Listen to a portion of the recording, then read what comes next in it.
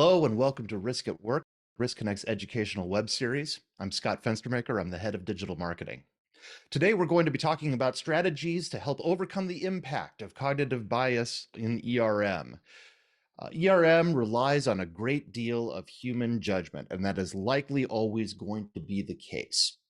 And though we do our best to see that we are always making judgments in the most objective way possible, we have blinders as human beings. And it may work out counterintuitively that the smarter the person trying to make these judgments, ironically, the more blinders that they might actually have in terms of whether or not they're introducing cognitive bias into the decision making. We're going to be talking about these kinds of phenomena today, where cognitive bias comes from in the decision making on ERM, and how best to make our decision making as objective as possible. First, a couple of housekeeping notes. As always, if you have a question for our guest, please put it into the question field of your webinar software. If we do not get a chance to answer that question during the course of the presentation, we will reach out to you individually with an answer from our speaker. Also, if you indicated that you would like CPE credit for attending this webinar, please watch your inbox after we're done here. We're going to send you a short 3-question quiz. You fill that out, send it back to us, and we will respond directly with your CPE credit. All right. We have the man back to talk about this with us today. Friend of the webinar, consultant, author, and lecturer on enterprise risk management, now providing consulting on ERM processes and technology outsourcing, as well as customer care. You know, his ERM program at Hydro One became the subject of a Harvard Business School case study.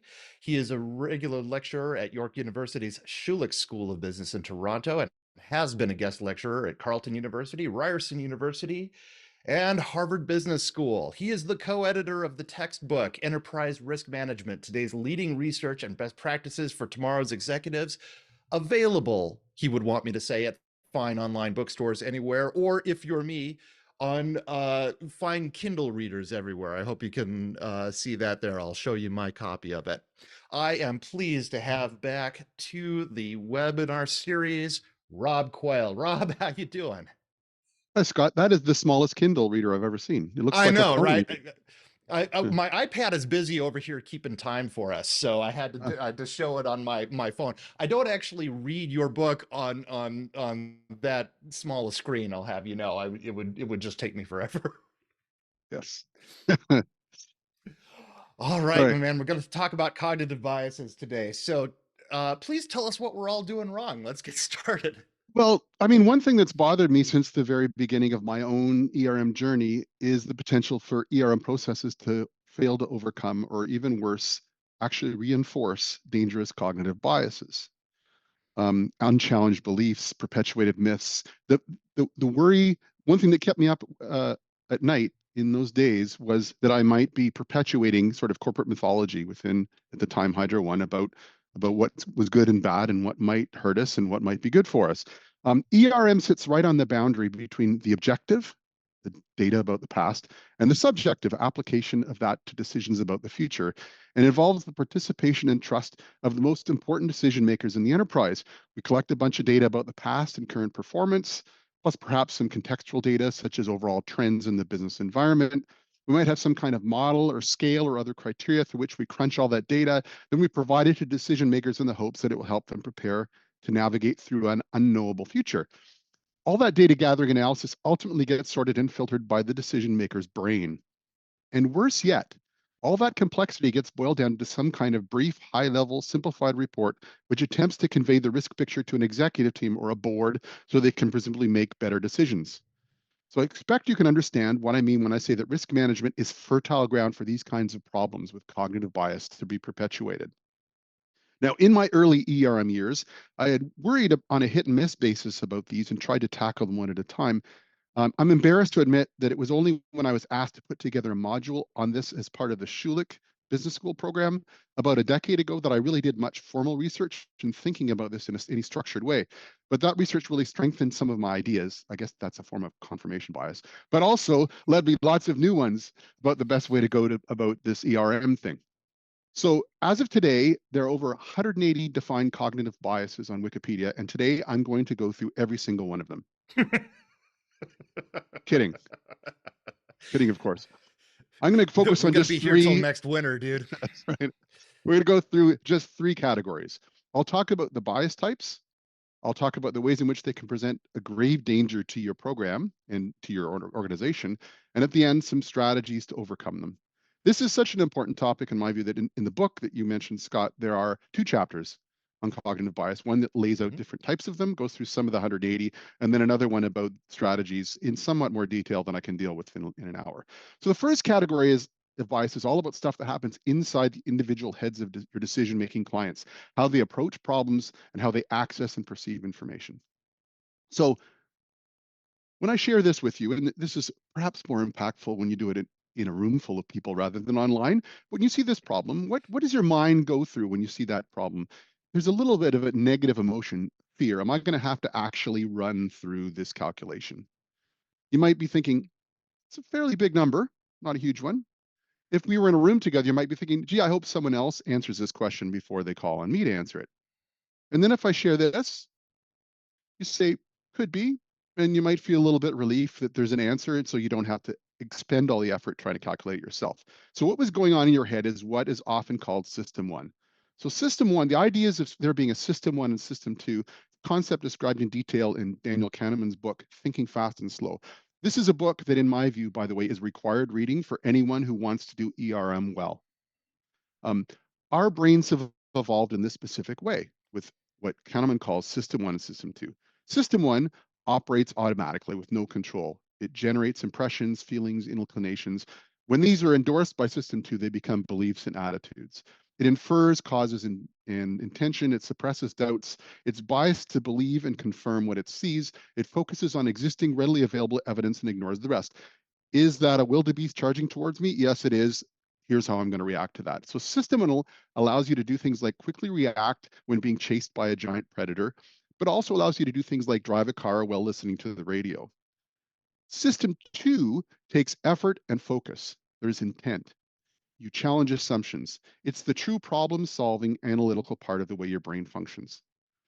So I need to tell you which system is better suited for tackling the kinds of problems we talk about in ERM.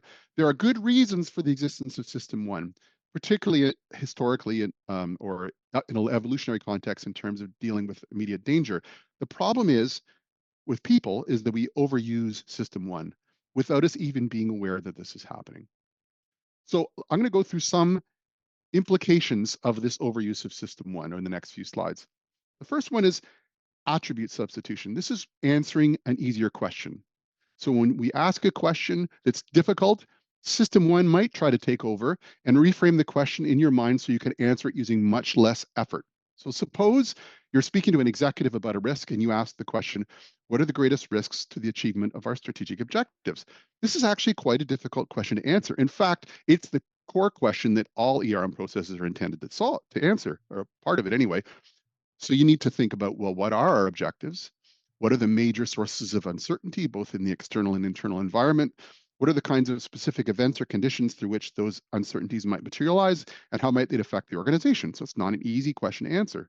So what the decision maker will do when you ask them that question is substitute this one. What keeps me up at night? And that's easy. What was I worried about last night when I couldn't get to sleep? Here's another example.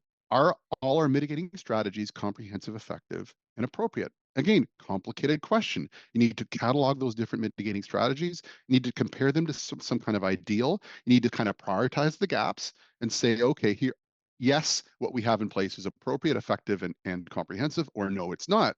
So what they will answer instead, how do I feel about how we're managing this? Easy.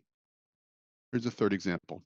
Is this within our risk appetite? And do the benefits outweigh the overall risks? There's a lot of complex thinking and calculation, mental calculation involved in answering that question. So what does my gut say? Am I really worried about this? So my point is you don't really get an answer to the question you asked, nor is the analytical mind of the interviewed executive fully engaged. Just asking these bold questions without any kind of tools or processes or structure isn't going to get an answer to the actual question you asked. It's going to get an answer to the questions on the right. This is why we don't go with simple high, medium, low scales. or ever ask questions like what keeps you up at night when we're trying to get our handle on what key risks are. Another one is availability. This is the familiar has a disproportionate impact on the way we make decisions and process information and judge things. For example, there was a fairly recent large survey of Americans asking them about different perils and what are the most frequent killers. And tornadoes ranked much higher than asthma as a source of death in the US. Actually, asthma kills about 20 times many more Americans than tornadoes, but you're much more likely to be able to recall tornado deaths than asthma deaths because of your exposure to media. Here's another example. In the late 80s, there was a big scare about alar, which is a growth regulator that was sprayed on apples to keep them on the trees longer, not falling off before they get picked. When consumed in very, very, very, very large doses, it increases the risk of cancer in rats or mice. And this whole discovery dominated the news. In fact, Meryl Streep, the acclaimed scientist Meryl Streep, testified before Congress. And as a result, there was a huge drop in apple consumption in the subsequent period in the US, and therefore a massive increase in health risk. Here's another example. In the months after 9/11, people avoided flying in huge numbers, which resulted in half again as many incremental traffic fatalities in the next months as had happened on the day of 9/11. Once again, accessible event, disproportionate impact on people just because it was available, it was all over the news for ages. Special mention is the last one in this slide, the illusory truth effect, and especially because this is 2024 and something like what 55% of the world's population is participating in elections, some form or another. This is also known as the truth effect or the illusion of truth effect. It's the tendency to believe information to be correct after repeated exposure. If something is familiar, such as seen in election campaign ads, you tend to believe it is more true. So how are all these threats to ERM? Specifically, the availability bias can show itself in dramatic ways. So in my own experience in the utility sector, in 1998, there was a massive ice storm that took down much of the electricity transmission and distribution system in Ontario and Quebec. And for the next 2 years later, we started our ERM program. And for the first 3 or 4 years of our ERM program, our executive and board insisted that ice storms be near the top of the key risks list. Even though everybody acknowledged that that ice storm was a once in a century event, it was available, it was easily recalled, and therefore it had a disproportionate impact on their thinking and their prioritization of risk and resulted in some overinvesting in highly unlikely events just because they could be easily recalled. Another one is a narrative fit. So picture this person, Steve, they're shy, they're very helpful, but they don't have much interest in people. They're meek and tidy, they have a need for order and structure. So the question is it more likely that this person, Steve, is a salesperson or a librarian? Most people will say librarian, right? Well, there are 13 million salespeople and only 166,000 librarians in the US. So now I ask you the question, is it more likely that Steve is a salesperson or a librarian? And clearly it's a salesperson. So we rely on this heuristic rather than analysis. If it seems to fit the story, we'll believe it. The problem in risk management is you want to explore combinations of things that might have no precedent. So there's no narrative that fits some of the risk scenarios you look at, but there's a tendency to make one or make it fit one. There's another example on the next slide. So December 13th, 2003, Saddam Hussein was captured. Bonds rose at 1:01 p.m. Bloomberg News said US Treasuries rise. Hussein capture may not curb terrorism. So people were moving their money from higher risk to low risk areas like US Treasuries. At, at 131, bonds fell. What did Bloomberg News say? US Treasuries fall. Hussein capture raises allure of risky assets. So the same event happened, and two completely opposing narratives were constructed to try and explain those. So this is problematic when you're trying to associate causes or effects with risk events. Decision makers tend to try and find a narrative that seems to fit the story and then move on. So you wind up with blind spots or unexplored narratives. My next type of bias, which is one that's quite well known and I already mentioned once, is the confirmation bias. Here's a really simple, somewhat silly example from Kahneman's book that demonstrates how hardwired this bias is. Whitefish eat candy. So when you read that sentence, what does your brain do? The first thing your brain tries to do is try to picture a whitefish eating a candy. You might even have thought, what does the candy look like? Is it one of those round white and red stripy ones? Or is it a long stick? Or is it maybe it's a sucker? So your brain tries to accept that as true.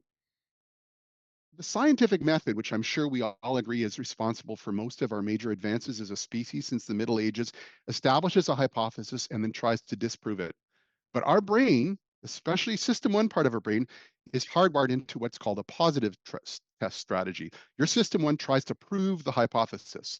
You think up an answer, or you're exposed to one, such as whitefish eating candy, and you try to prove it correct. We look for information that confirms our beliefs. In the area of social media, this drives some of the dramatic attitude polarization we seem to could see in modern politics. Will tend to interpret positive and negative information differently in the context of what we already believe. We especially we tend to remember supporting facts better and will more easily dismiss that which contradicts it, especially true if it's an emotionally charged issue. So a big part of what we do in ERM is to try to cause people to come to new conclusions, to challenge assumptions about risk sources, their potential impact on our business, and the adequacy of things we are trying to do to manage them. So obviously, confirmation bias is a huge threat. In my own experience as a consultant, when I'm starting to work with a new client that hasn't been exposed to this process before, early iterations of risk assessments with a new client will be like a virtual orgy of confirmation bias. Decision makers will automatically assume they understand their business and what they're doing to manage it is the right thing. They will tend to look for ways to confirm that they know the risks and that they're already managing them okay. And if that, of course, means that the subsequent conversation about how to improve operations is of no value. There's something closely related called choice supportive bias, and these two logos illustrate that. We tend to retroactively ascribe positive attributes to an option one is selected, like whether you're a Mac guy or a Windows guy. We're more likely to remember the reasons supporting the choice that we made. And of course, as we go through and retrieve memory and experiences, we tend to look for things that support of that thing. There's something that's very similar to that called status quo bias, a preference for the current state of affairs.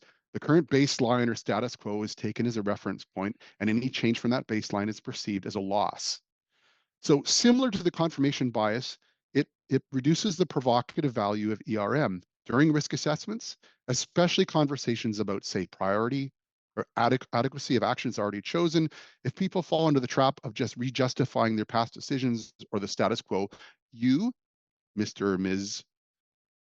whatever ERM person, will be adding zero value because there'll be no change, there'll be no learning. Let's move on to the second category, social biases about how groups interact. This photo is unfortunately less so now than maybe a decade ago, but a lot of executive teams and boards look just like the people in this picture. Decision makers' tendency is to gravitate towards and consult with people who think, look, and act like them. So every organization will have some kind of small circle of influencers with regular access to the boss. There are so many implications of this bias to ERM that it would be difficult to list them all.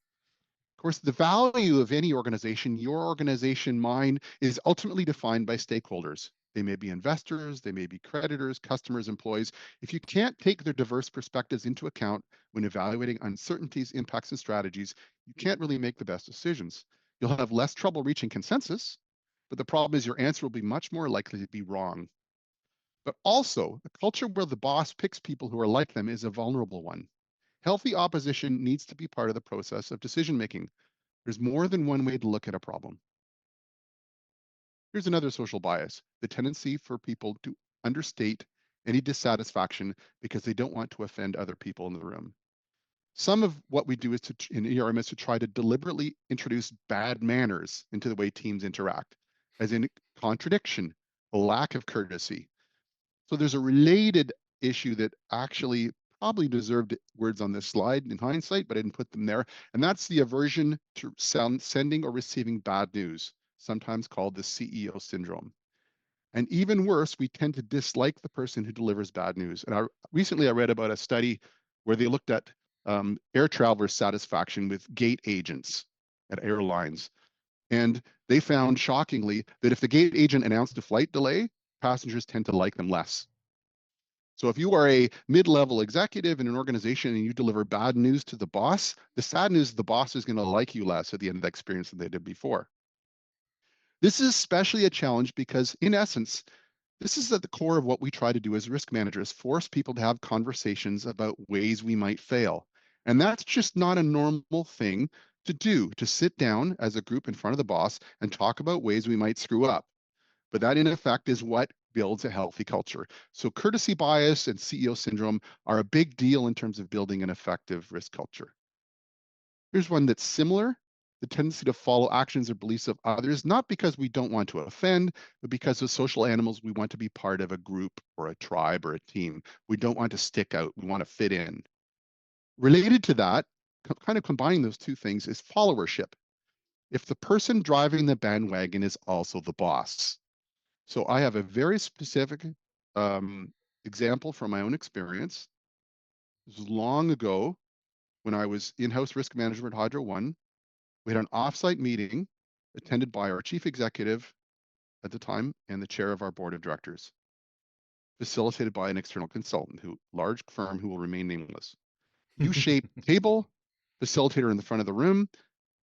We were all given cards: thumbs up, thumbs down, question mark. And at regular intervals during the planning session, the facilitator would present a proposition and we would vote on them. So here's the problem. The chair of the board and the CEO were sitting sort of at the base of the U, right directly opposite the facilitator.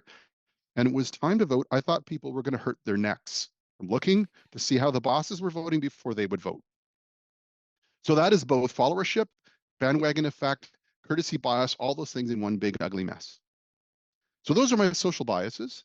Third category I said I would get into is this one: statistical mishandling.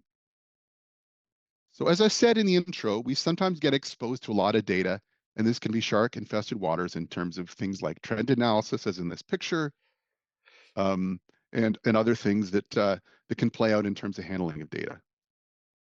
And one of those is how we handle small numbers. So there's a study, I can't remember what year it was, kidney cancer in a bunch of areas in the US, and they revealed that counties with uh, which kidney cancer was the lowest were rural, sparsely populated in this traditional Republican states in Midwest and South and to the West. Equally true, a study of 3,141 counties revealed those same counties had the highest incidence of kidney cancer. Both of these statements are true. How can this be? The reason why this can be is purely statistical. Smaller populations have broader dispersion. People have trouble understanding randomness. The reason why both these statements are true is because of the random spread involved in smaller populations. And I have a very specific example of how this led to a really expensive problematic decision. The Gates Foundation made a $1.7 billion investment following a study into what schools produce the best students on average. The result of the study was that smaller schools tend to be overrepresented in the top 100. This is based on some studies done by the US Department of Education Smaller Learning Communities program. So a whole bunch of money was invested in those smaller schools. The unfortunate fact is the obverse was also true. The worst schools also tended to be smaller than average. So smaller scale schools are just more variable. So ton of money, $1.7 billion invested because of a statistical mishandling bias involving small numbers. Here's a famous quote, right? If I praise cadets for clean execution of aerobatic maneuvers in general. Scott, you told me when we were talking about this one Mhm. before who the quote is, and I can't remember now, and I forgot to write it down. Yeah, it's related to the author Daniel Kahneman, who you've already quoted and gotten a lot of this material from. This, I believe, is a quote from Amos Tversky, who was Kahneman's partner in the 60s and 70s. Unfortunately, died young before Kahneman received the Nobel Prize. And this was his way of symbolizing this problem and making it real. So you're teaching flight cadets, and if you praise them after they do well, they do worse next time. And if you scream at them after they do poorly, they do better next time. Is that because of the intervention? No, that's because there's probably, if I do better than normal, in instance A, I'll do worse next time. And if I do worse than normal, I'll be better next time. It has nothing to do with the stimulus or the response. It has to do with the fact that things regress towards the mean. You see this all the time in things like baseball, the hot hand fallacy, all that stuff, where people will attribute externalities to what are purely just random events that generally evolve towards means. And then there's this whole problem of probability. So people tend to, first of all, there's the gambler's fallacy. If you roll heads, what is that, 6 times in a row? If I ask you what is the probability of getting tails next time, the answer is 50-50, but most people will expect the next roll to be a tails. People are massively overestimate the probability of unlikely events, and I see that all the time in my business when we'll postulate some horrible scenario, and then we'll have a discussion with the executive team, and they'll conclude there's a 50-50 chance of it surviving or not surviving, occurring or not occurring. So people tend to overestimate unlikely events and overweight unlikely events in those decisions. And there's so many examples of this. I mean, the reactions to things like terrorism. So let's put terrorism, the likelihood of death from terrorism, in the context of other things. Influenza is 500 times more likely to kill you than terrorism. Walking is 50 times more fatal than terrorism. Cycling or choking on food, 10 times more dangerous. Heat waves, 4 times more likely. So when you assess the probability of risk with a group of people, you must assume that whatever the conclusion they draw is probably wrong. For anyone who's watched my webinars in the past, this model will be very familiar. Unfortunately, cognitive bias has the potential to knock every one of these pieces out of alignment. Some kind of framework, some kind of criteria for measuring those things, some kind of enterprise-wide application to different solutions, and some kind of reporting resulting in conversations and decisions. So let's go through these one at a time. Social biases can disrupt processes in certainly conversations. So the framework and process about who and why and who participates. Of course, there you have your social biases and your tendency for people to surround themselves by people who look and operate by them. Criteria and reporting, of course, you're translating what people think in a complex conversation into a number, and people might tend to trust that number more than they probably should and report on it in simplified ways, and people will use system one to interpret those results and come to conclusions. And of course, logical biases can affect everything on this figure, but especially individual judgments on risks in context in that enterprise-wide application. So every area of ERM is threatened by cognitive bias. The end. I'm kidding. I'm going to talk about what you can do about this. But So surely first there of all, must be something we can do about this. surely there is. So what are some ways? First of all, don't rely on memory or recall. And this helps you to overcome these biases about access to information recall. One of the first steps in planning risk assessment is to bring forward what we know, unfiltered and for easy recall. So if I'm kicking off a iteration of a risk assessment with an executive team or with an individual executive, I will catalog all the events that happened since the last iteration that are relevant to that risk. Not just those most recently called or most recent, but all of them. I will, when we're talking about probability, we will try to inject whatever we can about how often these events happen really. Use of things like mini scenarios and other examples that complicate and complete the picture, get us away of the simple answer. Let's take the simple risk of cyber attack and let's blow it out into 12 or 14 different scenarios about the way it might play. So now I can no longer just rely on my instinctive answer to the simpler question. I have to think through all these scenarios. As a facilitator, you should search for the second or third or fourth right answer to a question. The first answer is not where you stop. And one of the things that I found in some of my conversations in the interviewing people leading up to generating key risk reports when I was in-house at Hydro One is that people tended to focus on the immediate future. So that you're used to as a planner thinking about the next 6 months or a year or whatever. Um, what I started to produce was a new product called a risk calendar. So our risk assessment is supposed to cover the next 5 years, from today till 5 years from now. So what I would provide to them is a list of known future events during that horizon, right to the end of the planning horizon, that might have an impact on the risk. So that the next election, the expiry of a collective agreement, the go live date with our new ERP, the completion date of this major project. Um, all those different cyclical business things that we know are either going to add or subtract uncertainty to the risk and present them to them and force them to walk through them. And one of the things that I don't like much is brainstorming. Brainstorming is fun for facilitators. It's generally searingly dull for participants, but it also, unless you have a highly structured context, is just going to be a ton of, stuff that's easily accessible as opposed to an analytical process. I'll use things like frameworks and risk universes. So we will always go back to a broad view of the potential risks and target in on the key ones we're focused on and make sure we don't have any blind spots. So we force people to see and review the whole picture rather than the first thing that pops into their mind. Don't rely on memory and recall. Secondly, slow down thinking. So ways to overcome other inappropriate system one uses. Processes designed to slow down thinking, step-by-step processes we follow when evaluating risk right from first principles to ensure system two is engaged. So what are the possible futures? Then how might it affect the business and how much? Get some several answers to that question. Then how does it compare to our limits? Then what do we have in place to prevent or mitigate those things? And let's get them all cataloged. And how does that compare to some kind of model of good controls? Then, given that, how likely is it the risk is to occur and have that impact? And then we make the decision, is what we're doing today adequate? As opposed to, how do you feel about this risk, right? It's a structure, it's a process, and it slows down thinking. Another one is to introduce complexity. These are difficult decisions. When you're talking about key risks to an organization, they can kill or save your organization. It can affect how well you perform relative to competitors for a long period ahead. So therefore, you need to introduce complex tools.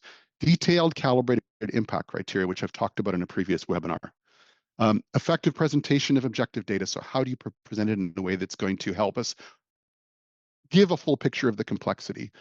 And a thorough model of potential treatments and controls. And in the webinar on criteria, I talked about this one, about it puzzles me how often people who are otherwise doing very effective ERM processes, when they ask decision makers about controls, they'll just do a high, medium, low thing, as opposed to presenting a model of treatments or controls like COSO or COCO or one of the other comprehensive control models and compare what we have to that.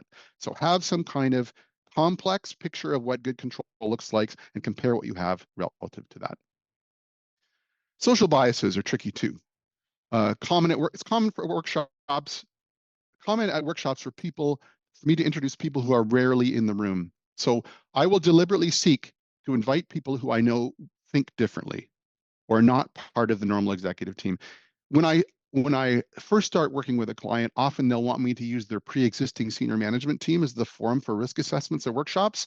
And I might do that in the interest of helping introduce them to the process. But over time, what I want to do is get other people in the room that aren't part of that group that discuss these issues all the time as normally part of their business.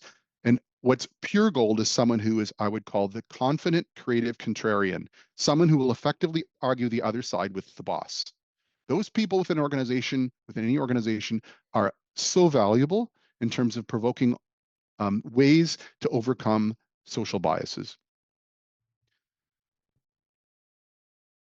And then when we talk about courtesy bias and bandwagon effect, I will do things like alternate back and forth between individual and collective exercises. So this is one of the reasons why I use anonymous voting tools rather than flip cards to overcome that problem we had in that offsite. Also, interviews versus group analysis. So I will ask individuals to do some analysis before they state their views on things. I will interview people and get them thinking through things individually with just me and them in the room to get them not exposed to what other people think or what the boss thinks before we share it. Repeated exposure to the process also helps. Building muscle memory about truth to power. So this is another reason to do lots of workshops. People will know after repeated exposure to your workshop process that it's a safe place to have that unnatural conversation in front of the boss about ways we might fail. I remember being told very early in my career, over and over again, never just bring problems to the boss, also bring solutions. In what we do here in ERM, we're trying to actually break that wisdom. Bring all the problems to the boss and your peers, and let's get them on the table and let's discuss them and let's collectively make a decision. This the whole idea of just bringing problems and solutions to the boss makes the boss's job easier, but it's a truly horrible thing to do for the risk culture of your organization. And then that last point about withholding the boss's perspective. So in planning a risk workshop, I will coach the sponsor, the most senior person in the room, about how they should react to what is said, and how they react is everything. Coach the bosses. Do not speak first. Ask lots of questions and design the meetings so that it's a safe place to speak up. And there'll be a process, there'll be a step at the end where the boss makes the decision. But your role is to help me pull everybody's perspective out and onto the table so we can deal with them one at a time.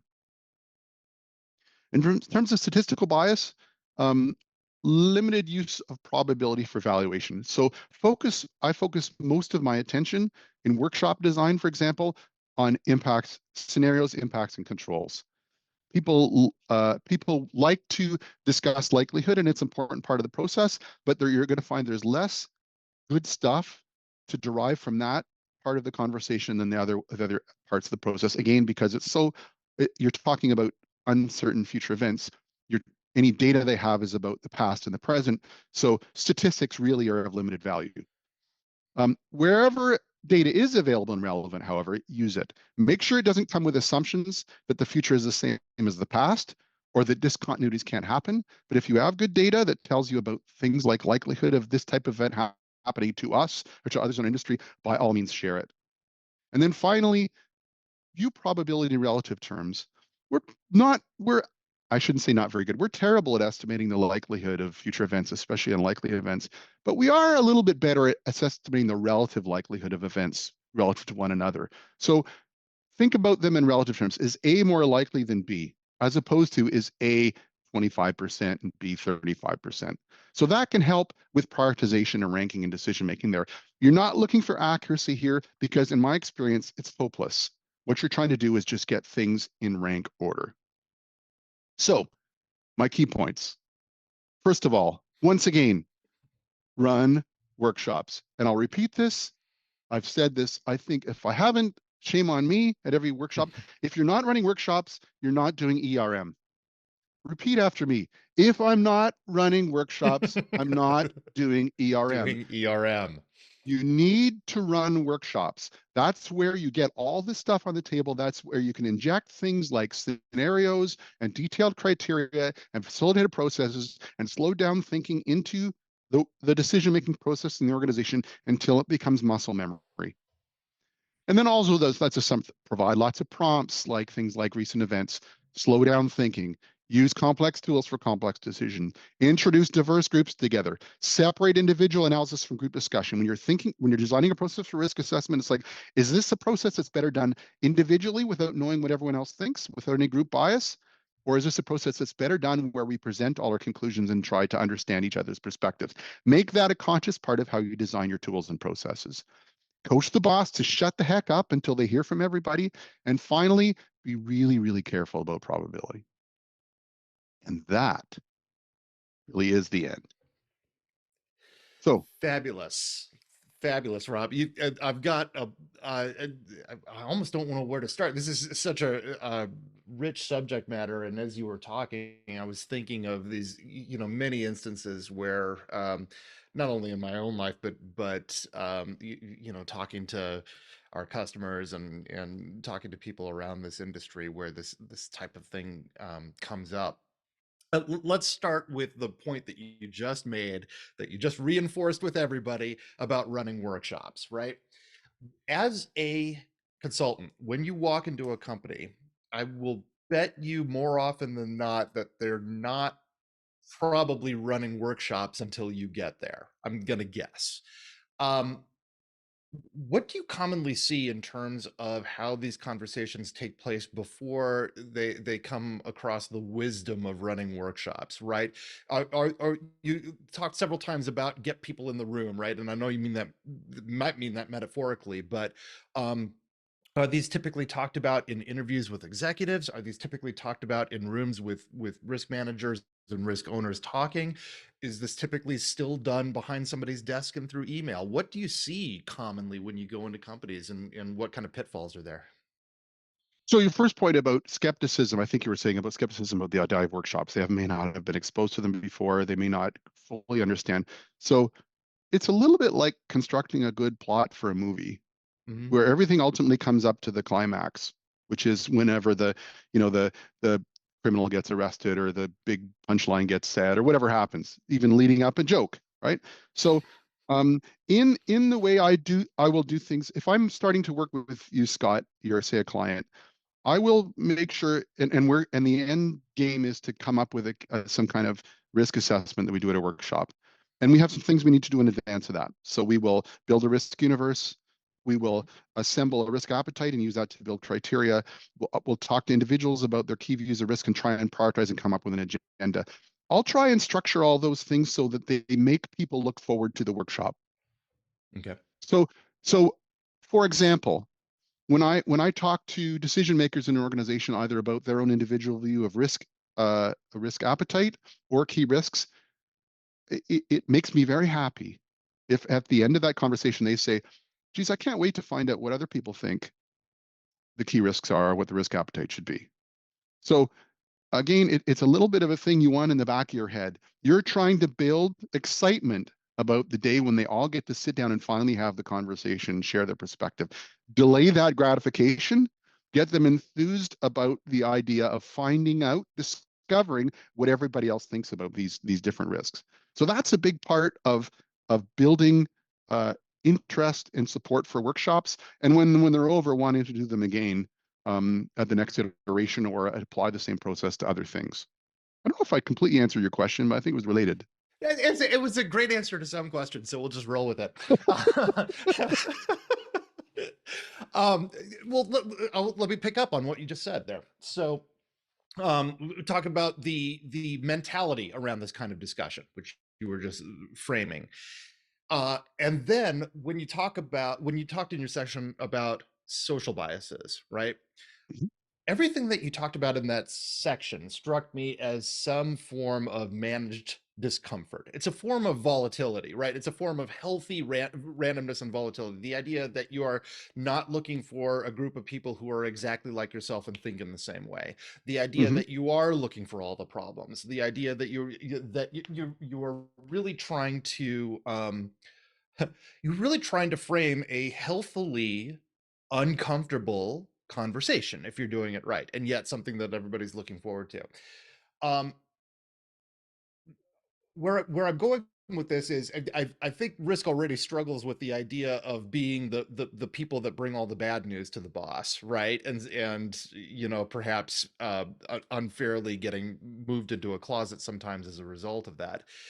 How does risk management um, have the necessary diversity of opinion, have the necessary discomfort of bringing bad news, and manage these things without triggering people's bias to not like them, as your example with the airline attendants who announced a delay.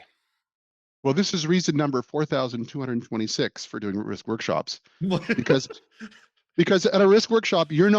you're not conveying the bad news to the boss. Everybody else is. Hmm.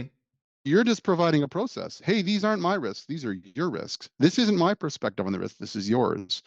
And that's way healthier. It's way healthier for a mid-level executive or decision maker, anyone, any organization, to have those kinds of conversations with their boss rather than a third party, right? Hmm.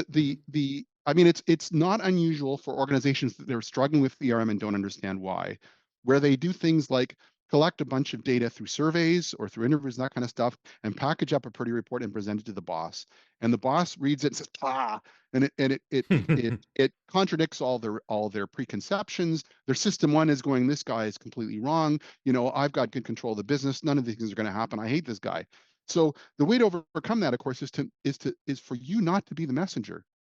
You are Sure. the person the savior, that we uncover these flaws and identify these scenarios before they happen, so that we're ready, or we're more ready for them.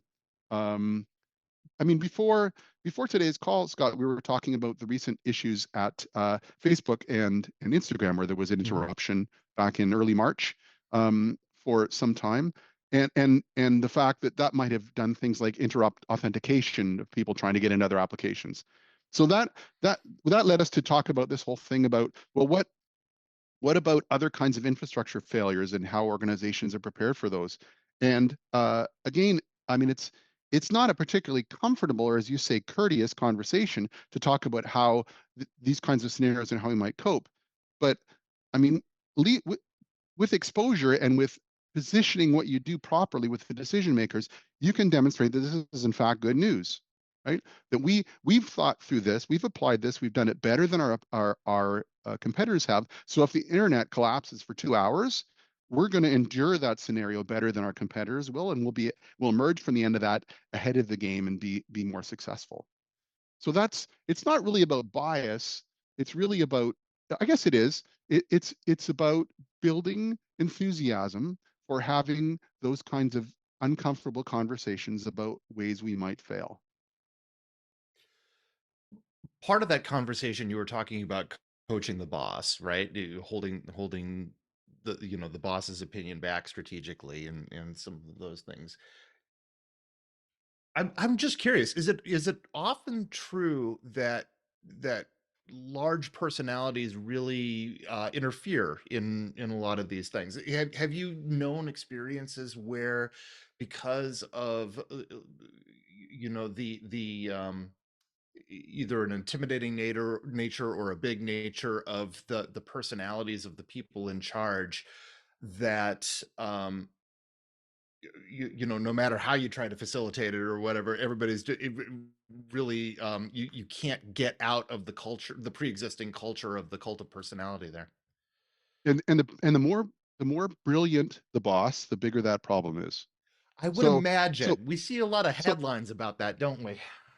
Yeah, I mean, particularly if you picture an executive who's been promoted, who's very, very smart, and they've been promoted very, very quickly because they're acknowledged as being really smart and really good problem solver, good judgment, good understanding of the business, good instincts, good ability to marshal resources and get problems done, good at managing the message and managing expectations, all those things that lead to good, successful careers.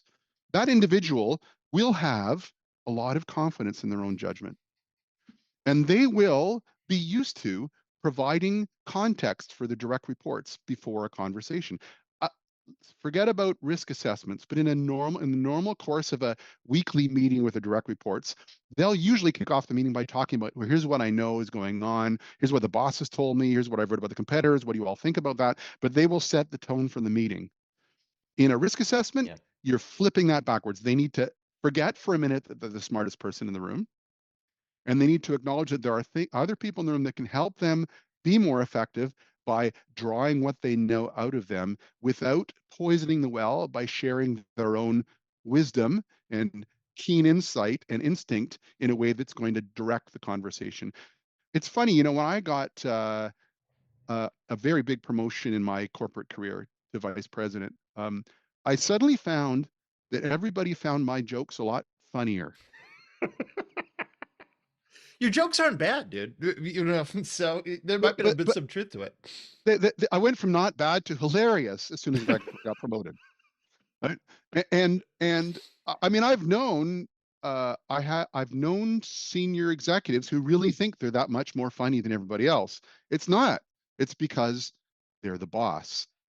You're the boss, and people are dependent. Your opinion of your reports um, will hold their career in the balance. So if I Yeah. have to laugh at their jokes, if I have to agree what they say about risks, if I have to assure them that our controls that are in place are all very good and nothing to worry about, boss, in order to get ahead, I'll do that. So if I don't know what you think as the boss, then I can't do those things. And so what you want to do is design the process so the other participants don't know what the boss thinks about those issues. They have to declare. Again, another reason for anonymous voting, right? You give them a complex problem. Here's a bunch of scenarios. Pick a couple of them, then go to this horribly complex set of impact criteria that might look like something like this. Mhm. Pick one on the scale and commit to that score. Okay, I think this could be a 4, severe because of its impact on our potential negative media coverage or our earnings in the next quarter. And I know that I'm going to have to defend that position once all the voting's in, and I'm doing that without knowing what the boss thinks. And repeated exposure to that and realizing that when you do that, it's not bad. You don't get fired. You don't get kicked out of the meeting. If the boss has been coached properly, they'll actually draw out more and give you more attention and view you as a useful resource. So it's a bit of a of a culture change in the micro sense in terms of Mhm. how uh, bosses and the people reports to them interact um, in a very macro level. And when you're talking about individual questions and problems. You've just given me a horrible insecurity about whether or not certain people are laughing at my jokes. So thank you very much for that. I'm gonna have to have a chat with my group now. Um, Right. Right. when you're talking about uh, um, flipping this out, making this more democratic in this instance, so that these ideas percolate up from the bottom first. Is it is it still difficult to, even for groups, to apply requisite imagination to what could happen because of how interconnected things are? I remember one of our customers, I remember having a conversation with them, and they let me know that pre-pandemic, somebody had actually suggested, adding pandemics to the risk register, right? And that Mhm, suggestion had gotten laughed out of the room. And mhm, that was almost immediately before the pandemic happened. But that was in a situation that wasn't a black swan, because it was imaginable if you did mhm. things like, what you're saying, bring data into this, talk about how often these things happen and the increased cadence and so forth. Data's there. Um, but when you're sitting in the group trying to talk about these things, uh, um, it still requires a leap of imagination, doesn't it? Or to think about cascading effects, or to think about things that are completely divorced from what's happened recently. Is there still an issue with being able to get out enough, to exercise enough imagination, even in groups, to be able to position yourself well, like perhaps using that as an example? Yeah, so there are a whole bunch of things you've mentioned in your question that I actually want to kind of unpack a little bit and go back Great, one at a please. time. Yes, let's make it three questions. First of all, use the word democratic. Hmm. So even though we use voting, an organization is not a democracy, right? It's a hierarchy. The whole reason for going through that whole process is to help the decision maker, this most senior person in the room, make their decision. And once that's done, that's their decision. It's not in my super early days of doing ARM in the early 2000s. And I told other folks who were also, this is all when everybody was getting started, no one had any clue how to do it. But when I mentioned that I really believed firmly in the use of anonymous voting, people would say, oh, no, you can't do that. That upsets the whole idea of an organization having hierarchical accountability and cascading accountability.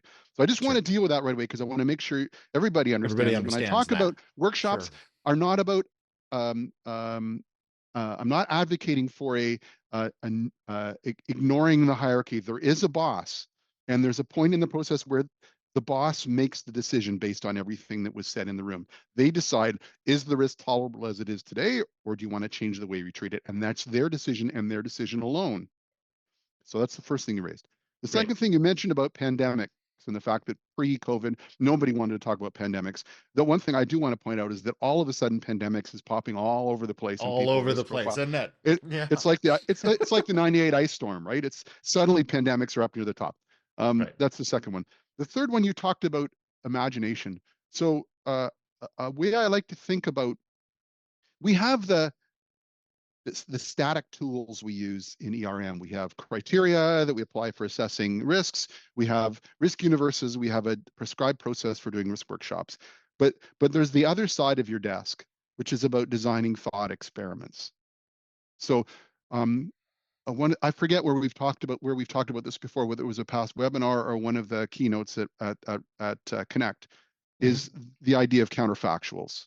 Yeah. So a lot of organizations today, or were recently anyway, doing lessons learned exercises about COVID and how we coped with it. So they play through all this chain of events about how things played out and how we responded and how good was that. Great, good idea, do that. Now, change the facts. If the pandemic had originated in North America rather than in Asia, if it had spread more quickly, if it had happened during a period of economic downturn or economic weakness, if, right? Sure. So that's how you stimulate those kinds of conversations by asking those kinds of questions. What if COVID-19 had originated in New Jersey and not in Wuhan? What if we had just come out of the housing crisis or we're just in the midst of the housing crisis and we didn't have these big coffers in government pockets? How would things have played out differently? And how would our preparedness have weathered that storm? It's borrowing the concept from the classic Royal Dutch Shell scenario planning exercise, where you're not necessarily anymore trying to predict something. You're asking the thought experiment type question about, okay, if this happened, how would we cope? Okay, we've had that conversation. What did we learn from that? And how can we take those learnings and apply them to make the organization stronger, more resilient, less vulnerable than our competitors? Fabulous. I think maybe we have time for one more question, and because of course I represent a technology company, I'm going to ask a shameless technology question right here. I'll take the opportunity. One of the points that you talked about in your solutions was the idea of not relying on memory, was the idea of lists. uh, um, uh, Charlie Munger was late Charlie Munger, advocate of checklists, just like the as his training as a pilot. I've thoroughly endorsed that. What um what's a healthy role, if any, for technology here? Like, what does a good technology enablement of ERM look like, with the idea of helping people not rely on their memories, helping enable risk managers to have something else to rely on, lists, memory jogs, automations, and so forth, in order to be able to do their job more robustly? Well, I think one of the things that there are a whole bunch of things, reasons, of course, why technology is important to an organization. In the context of this discussion, a big one is that technology tools can help a decision maker be exposed to more people's experiences in the organization. So the consequences of events, the discoveries that happen as a result of some kind of audit or verification or compliance management Okay. process, the reaction of a process to an intervention, the speed with which we implement a thing. I mean, Hmm. that's more of just that same thing. But it's Sure. it's not a list anymore. It just allows me from my desk to in close to real time understand how all 5,000 employees in my company, or a subset of them anyway, are experiencing their work and what events happen to them and how they are managing through those things and what they've learned from them. So that's in the context of cognitive bias anyway. Hmm. I think one of the reasons to enthusiastically endorse things like risk management technologies and compliance management systems and GRC tools and all that kind of stuff is it just gives you access to more people's experiences, which you can introduce to risk assessments and other decision-making processes in the organization. Sure. That's the data that you talked about injecting in order to be able to arrive at less biased conclusions. I'm afraid we're going to Uh, have to. Oh, no, okay. no, I'm sorry. Am I No, wrong? no, it's. I'm not just talking. I'm not. Big data is part of it. Uh-huh. Hopefully, those tools are providing more than just quantitative information. Hopefully, and this may be an application of some of the AI technology things that we've talked about in recent years Hmm. to help filter more than just quantitative results, more than just performance measures, but also text Hmm. experiences. Yeah. So I don't think it's Excellent. just a matter of data to correct our problem with estimating probability. It's more foundational than that. It's about it's about not just availability, but exposure to a broad range of stuff that might be relevant in evaluating a risk and deciding how to deal with it. Let's see. That's a great note to leave it on. I'm afraid we're going to have to leave it there, Rob. Thank you very much. Rob, real quick, with people who want to keep up with you, other than coming to riskconnect.com and seeing your many sessions that you've done with us, your many excellent sessions, I might add, how else can people keep up with what you're doing? I'm on LinkedIn. I'm also I'm program director of a program on enterprise risk management at Schulich School. On It's a master's certificate program on enterprise risk management. So you can find that at the Schulich website. Or people are free to reach out to me directly, either through probably most easily through my LinkedIn connection, or I have a rather lousy website for my business, robertquailconsulting.com. So you can find me, get in touch with me through that as well. I'd like to thank our guest, Rob Quail. Thank you very much. I'd like to thank all of you for spending some time with us today, and we will see you for the next session of Risk at Work. Take care.